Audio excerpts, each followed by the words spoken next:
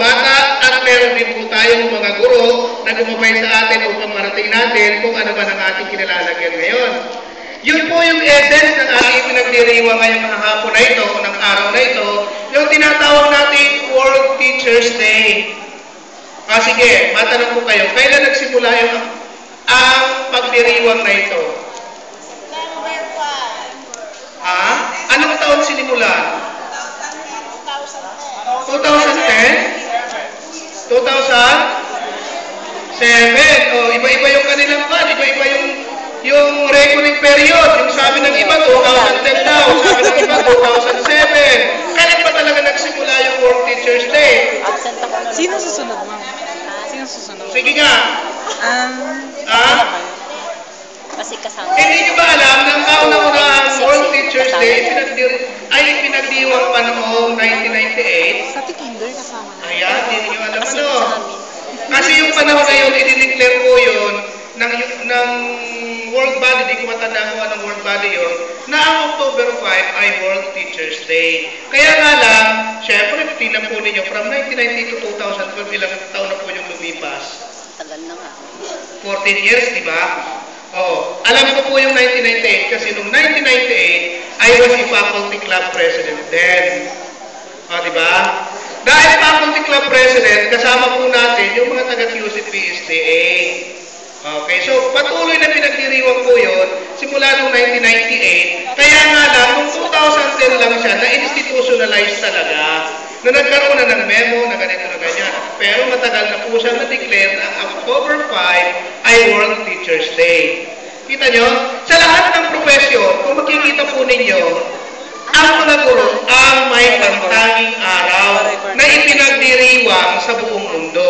Kasi World Teachers Day nga po Meron na ba kayong narinig na World Doctors Day? Wala, di ba?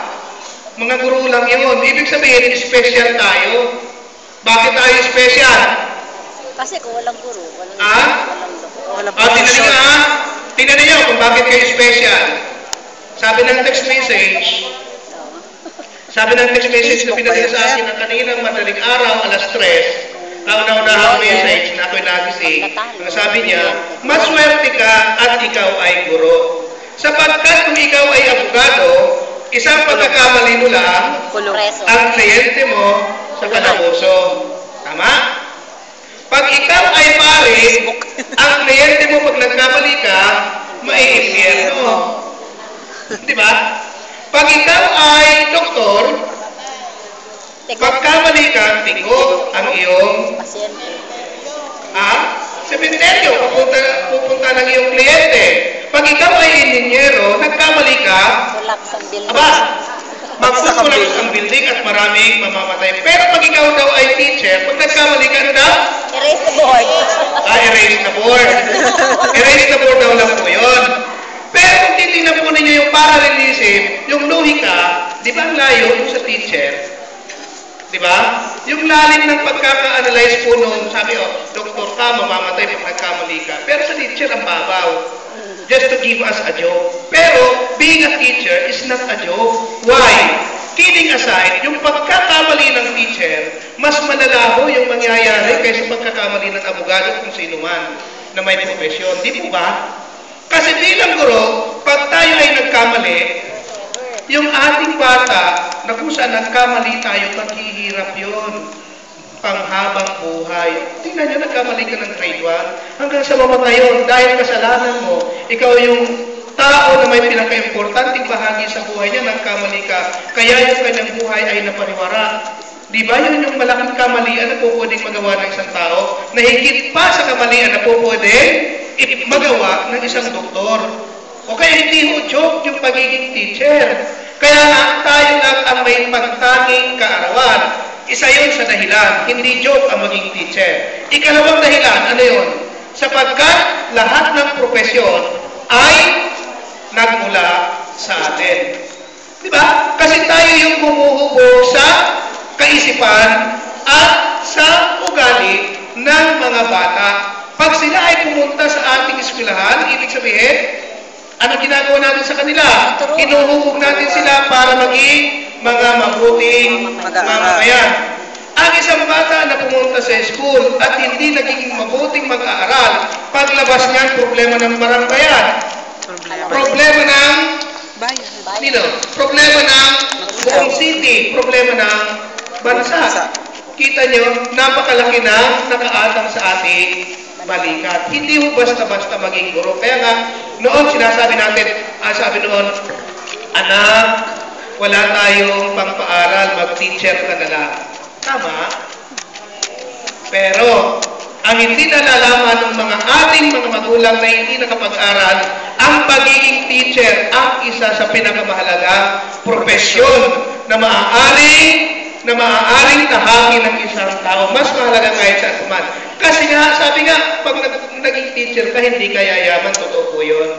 Hindi ka yayaman sa material na bagay. Pero ang kasiyahan ng teacher, saan po? Saan nagmumula ang kasiyahan ng teacher? Saan po yun? Mga bata.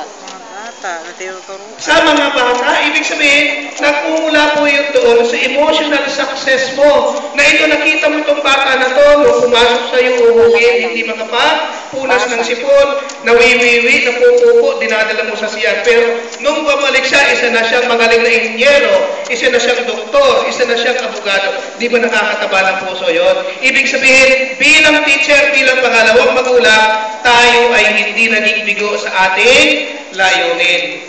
Pero kung ang isang teacher, bumalik sa iyong bata, after say 10 years, 14 years, at ang hihingi sa iyo, ma, meron po bang kayong ganito? Hindi ba? You will ask yourself, anong nangyari? Bakit nagkagaganito ang bata na ito? Di ba masakit sa ating kalooban yun? Kasi tayo, humuhubog po tayo ng pagkatao. Humuhubog po tayo ng kaisipan ng bata. Hindi lang po tayo basta nang gagamot. Ang ginagamot po natin ay buhay ng isang tao. Di ba? Oh. So, ibig sabihin, sa ating mga kamay, kung paano natin pakitulungan yung mga bata, natatak sila doon. Kung paano natin sila turuan, kung paano natin sila arawain sa loob ng paaralan, doon po, yung bata tinitingnan nyo yun, ngayon, para siya ay magtagumpay sa kanyang nais na puntahan. Di po ba? Ganyan tayo kahalaga. Ganyan tayo ka-special. At walang makakapalit sa teacher. Sabi nga, ang teacher ay ikalawang magulang. Tama po yun. Ikalawang magulang dahil higit kanino man, ang eskwelahan ay ikalawang tahanan. Pagkatapos ng bahay, ang pinakamaraming time o oras ng bata para siya ay tumigil o mag-stay sa eskwelahan. Kaya sa eskwelahan nahuhubog po yung kung anong magiging uri siya ng mamamayan. Diba? Kaya tayo mga guro, maging kwan po tayo doon, maging alerto po tayo, maging alisto doon, na ang pagiging guro ay hindi madaling gawain. Number one, dapat maging ano ka? Dapat maging role model. Pag sinabi natin role model, ano yun? Ibig sabihin, walang makikita sa iyo ang bata na hindi karapat-dapat. Model nga po eh. Kasi pag sabi nga, kung ano ang nakikita ng bata sa nakatatanda, aakalain niyang tama.